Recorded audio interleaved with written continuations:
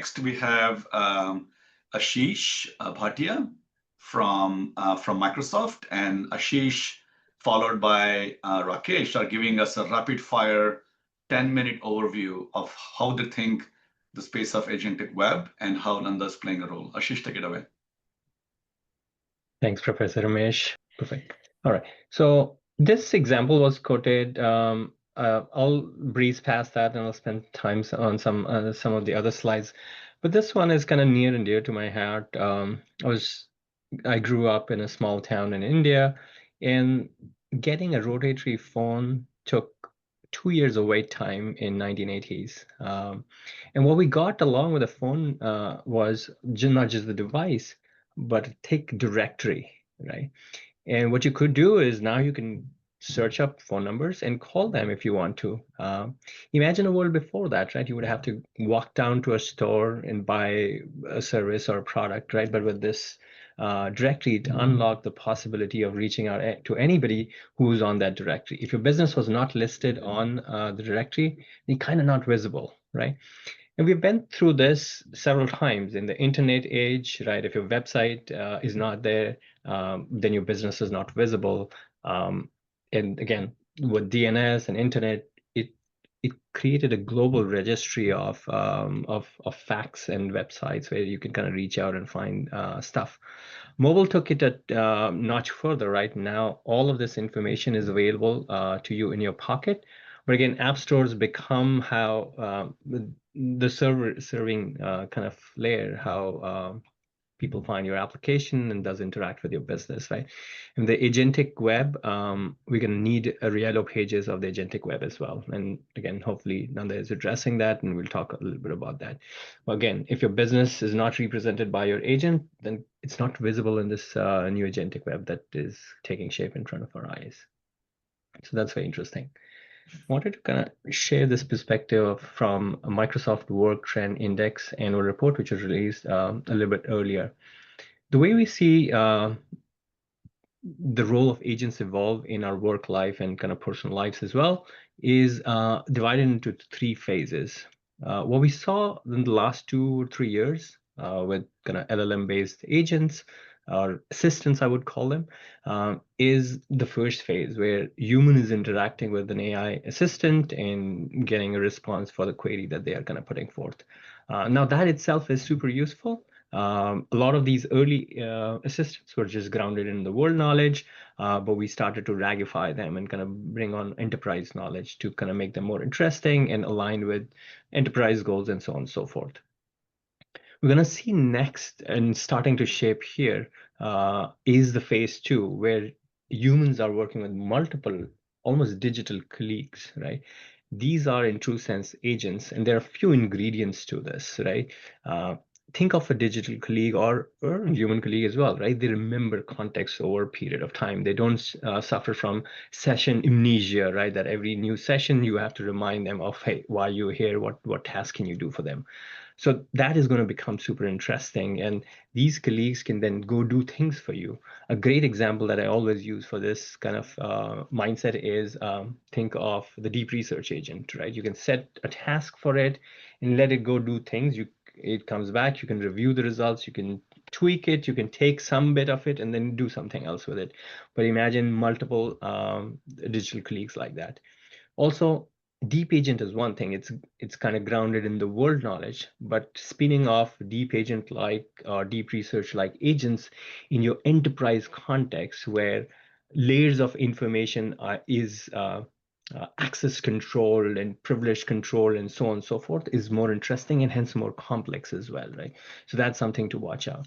And then step forward into phase 3 is where humans are working with teams of agents in a team setting, right? So it's not just for your own productivity, but for your own workforce productivity. A lot of that is human initiated and agents going autonomously, finishing off tasks on your behalf and things like that. So that's super interesting. I feel we are somewhere in between phase 1, phase 2, and we're kind of transitioning fast to kind of phase 2. It is a similar example that Pradyumna quoted earlier, but this time we're delivering pizza. Again, this is the consumer aspect of it, and I'll have a couple of slides on the enterprise aspect of it. But again, imagine the role of different entities in this transaction. So human asking for a pizza in a specified amount of time and for a price point, right?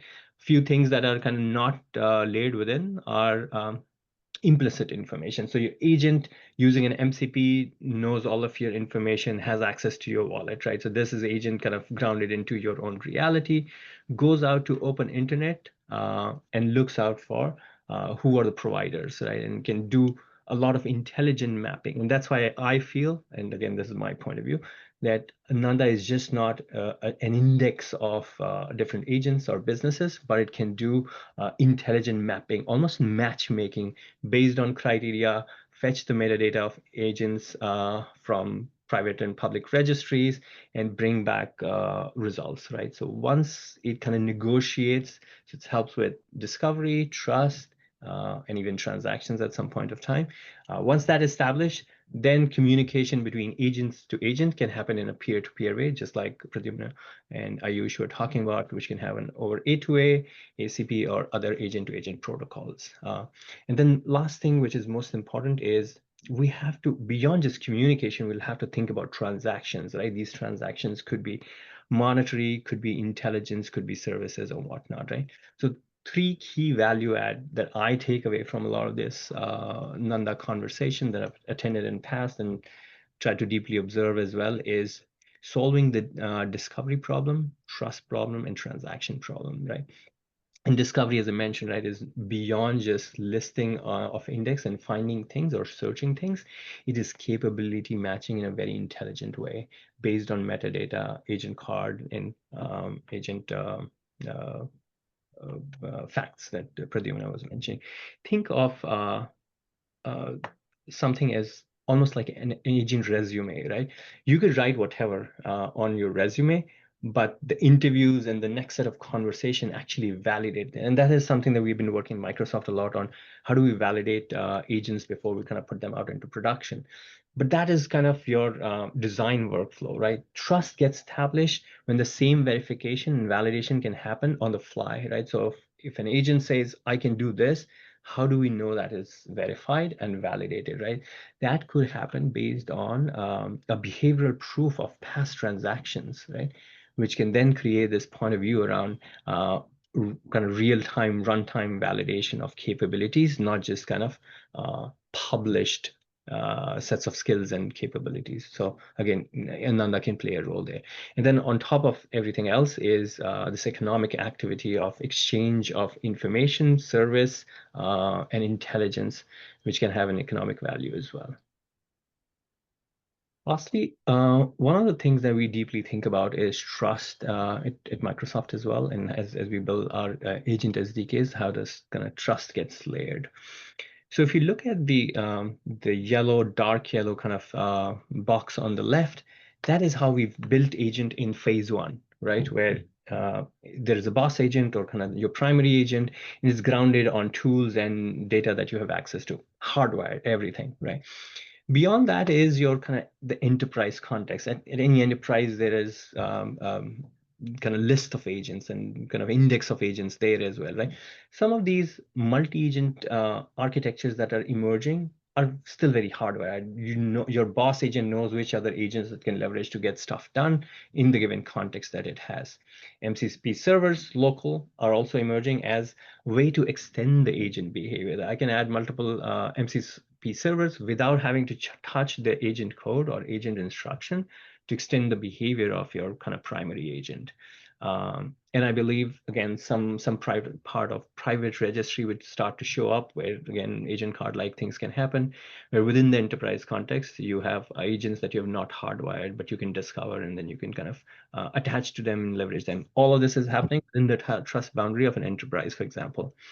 The moment you go out into the World Wide Web, it is untrusted agent web. It is hostile as well, right? Because there are nefarious goals as well. How do you can establish trust? And I feel that's where kind of Nanda plays a key role in establishing the discovery, the trust, and the kind of transaction boundaries. And this can happen through public registries, private registries, and at some point of time, even MCP servers could be discovered via the Nanda index. So that's kind of my rapid fire point of view on how I see Nanda play a role in this big agentic web. Professor. Fantastic. Thank you, Ashish. I think those are some really good insights on how to start thinking about it.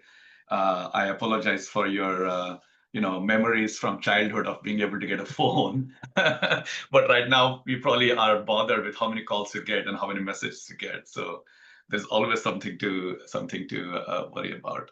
Thank you very much. I'm going to bring up Rakesh Gohal to share his thoughts in a rapid fire presentation about the state of agentic web and what role Nanda is playing. And we strongly encourage you to follow Ashish as well as Rakesh Gohal on LinkedIn. I'm going to post their links in the chat. They're posting some really informative content, both of them with deep expertise, but also kind of sharing with us how the world of agentic web is evolving. Go ahead, Rakesh. I think you're on mute.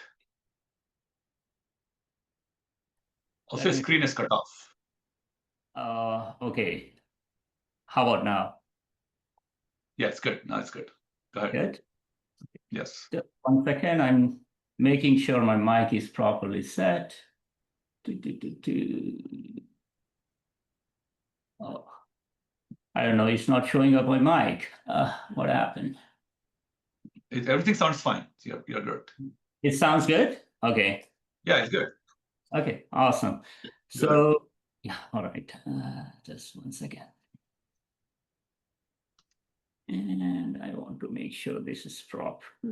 Rakesh, you only have less than 10 minutes, so please make sure. Yeah, I'll make sure that I cover everything. All right.